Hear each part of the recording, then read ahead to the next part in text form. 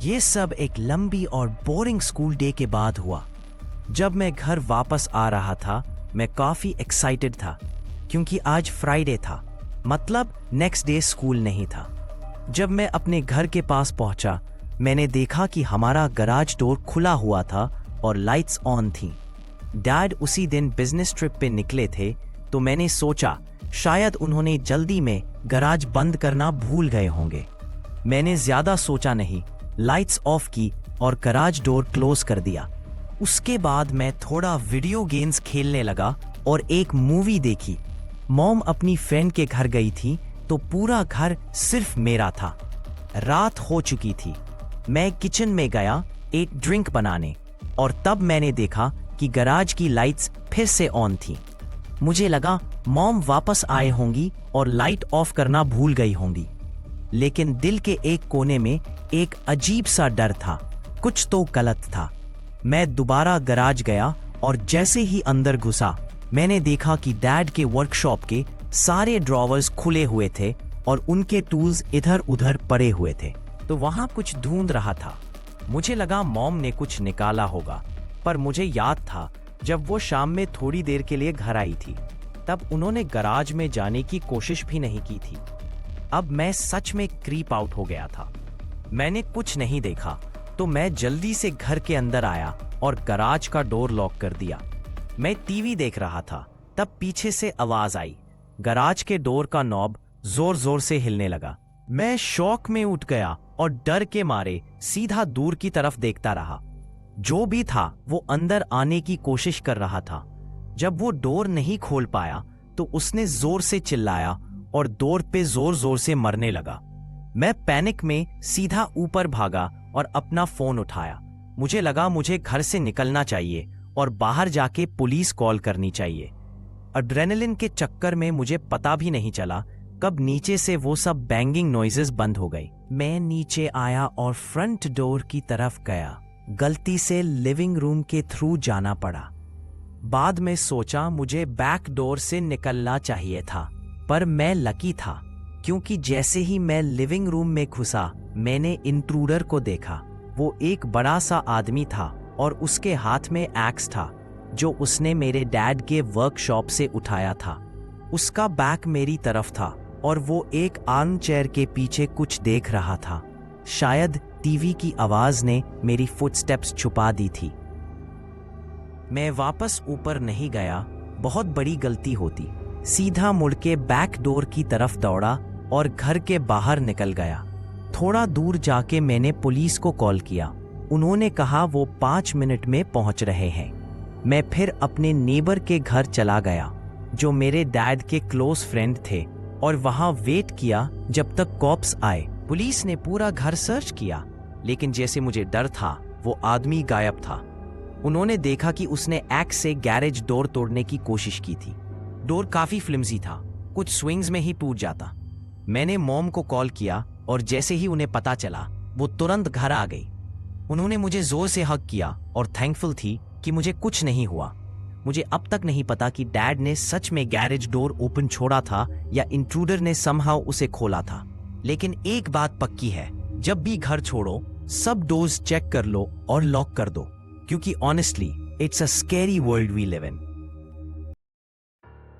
थोड़ा बैकग्राउंड बताता हूं ताकि सीन सेट हो जाए।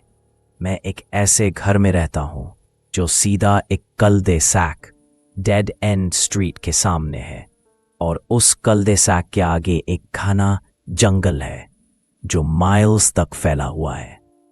जंगल में ट्रीज और बुशेस इतने डेंस है कि दिन के टाइम भी अंधेरा लगता है। जब मैं छोटा था, मुझे अपनी बाइक या स्कूटर लेकर उन जंगल के रास्ते एक्सप्लोर करना बहुत पसंद था। मैं वहां से गुजरता, थोड़ा राइड करता और फिर घर लौट आता। डिस्टेंस छोटा था और रास्ते में एक छोटी सी डाउनहिल स्लोप भी थी जो राइड को और मजेदार बना देती थी। एक दिन जब मैं शायद 7 या 8 साल का था, मैं अपनी बाइक लेकर कल्दे सैक की तरफ जा रहा था। कल्दे सैक के एंड पर कुछ ओपनिंग्स थी जहां से जंगल क्लियरली दिखाई देता था। लेकिन उस दिन मैंने कुछ देखा। जंगल के अंदर एक आदमी खड़ा था दूर से। मैं उसको देखते देखते इतना डिस्ट्रैक्टेड हो गया कि मुझे समझ ही नहीं आया और मैं सीधा एक छोटी कार से टकरा गया जो रोड के साइड में पार्क थी। थोड़ा एम्बैरेसिंग था, लेकिन लकीली मुझे चोट नहीं लगी। जंगल में खड़ा वो आदमी इधर उधर तेजी से चल रहा था, जैसे कुछ सोच रहा हो या डिसाइड कर रहा हो। तभी मैंने ध्यान से देखा, उसने ब्लैक रेनकोट पहना था, हुड नीचे था तो उसका सिर क्लियरली दिख रहा था। वो एक बॉल्डिंग मिडिल एज्ड मैन था और मुझे लगा वो अपने आप से बात कर रहा था। मुझे थोड़ा अजीब सा लगा तो मैं उस कार के पीछे छुप गया जिससे मैं टकराया था। मैं थोड़ा झुका और कार के ट्रंक के ऊपर से थोड़ा सा सिर उठाया ताकि देख सकूं क्या हो रहा है। तब मैंने देखा उसके हाथ में कुछ था जो हर बार लाइट पड़ते ही चमक रहा था। वो एक नाइफ था और दूर से भी मुझे दिख गया कि नाइफ पे कुछ लाल दाग थे, जैसे खून हो। मेरा दिल जोर जोर से धड़कने लगा। मैं जल्दी से अपनी बाइक उठाई और घर भागने ही वाला था कि मैंने गलती से वापस उस आदमी की तरफ देखा और जम गया। वो आदमी अब सीधा मुझे देख रहा था। मैं घबरा गया, बाइक छोड़ी और कार के पीछे झुक गया।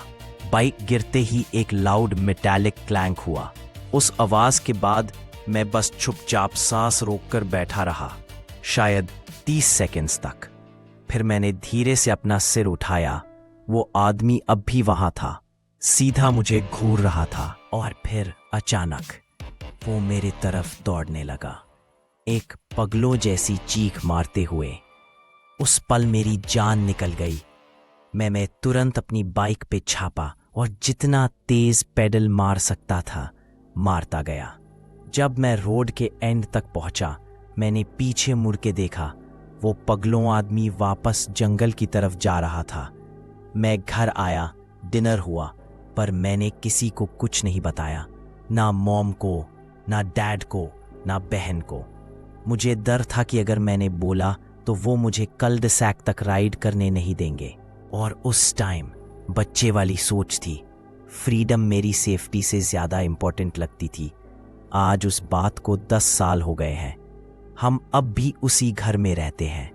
इतने सालों में यहाँ कोई किडनैपिंग, मर्डर या अजीब केस नहीं हुआ। मुझे आज तक नहीं पता वो आदमी कौन था। शायद कोई mental patient off his meds या कोई ड्रग एडिक्ट साइको।